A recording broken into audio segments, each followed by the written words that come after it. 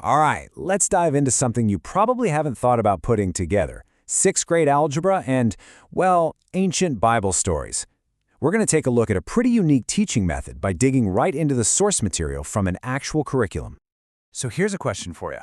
What on earth could a fancy royal banquet, a fishing trip, and a middle school math class possibly have in common? I know, it sounds like the beginning of a really weird joke, but the answer actually points to a very specific, very intentional way of teaching. And the answer is right here. It's this idea of using ancient stories to frame up modern math problems. So let's see exactly how that works. So what we're looking at is a real lesson plan, and its whole deal is taking standard algebra problems and wrapping them in these narratives, these little stories, pulled from biblical events and characters. But here's the thing. Even with this really unique, creative layer on top, the mission at its core is 100% mathematical. This isn't about theology class, it's about getting sixth graders to learn some very specific foundational algebra skills.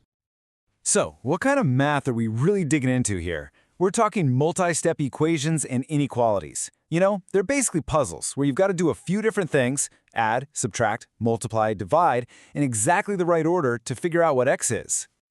And if you look at the lesson plan itself, the goals are super clear. It's all about nailing these 4 skills: distributing, combining like terms, remembering your order of operations, you might know it as PEMDAS, and then finally, solving for that unknown variable. The academic goals couldn't be more standard. Okay, so theory is one thing, but how does this actually work in a real problem?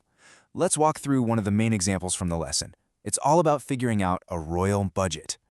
So, the problem sets the scene with Queen Esther. She's got a big job. She has to prepare a banquet. Right away, this gives the student a story, a little bit of context for all the numbers that are about to come their way.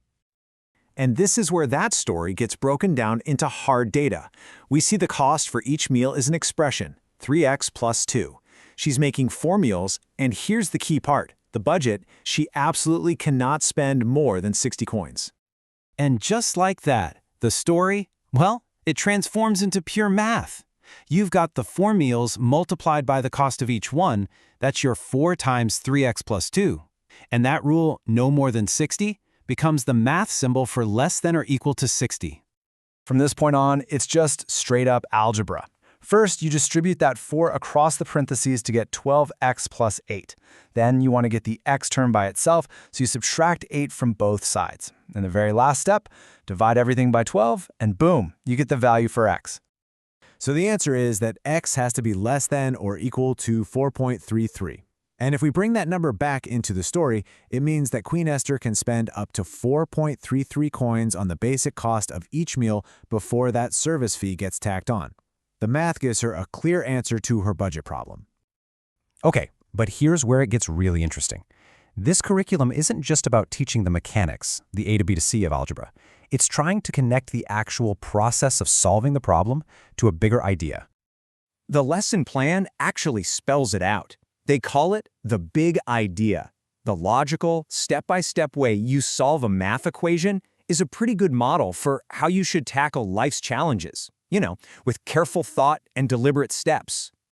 And they tie this whole philosophy together with a Bible verse from Luke. The curriculum kind of draws a line between 2 ideas, suggesting that just like faith can help you understand these deep secrets, logic is the tool you use to unlock the secret value of x in your equation.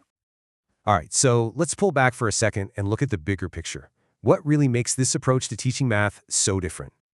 And this right here, this comparison really gets to the heart of it. On the right, you've got your standard, totally abstract math problem. On the left, it's the exact same math, the exact same equation, but it's tucked inside a story. The numbers are identical. The only thing that's different is the story wrapped around it. And that leaves us with this one big question to chew on, right? Does that story, that context, actually matter? Does putting a logic puzzle inside a narrative about a royal banquet or a fishing trip really change how a student sees it, how they engage with it, and maybe how well they remember it later? It's a really fascinating question about how we learn.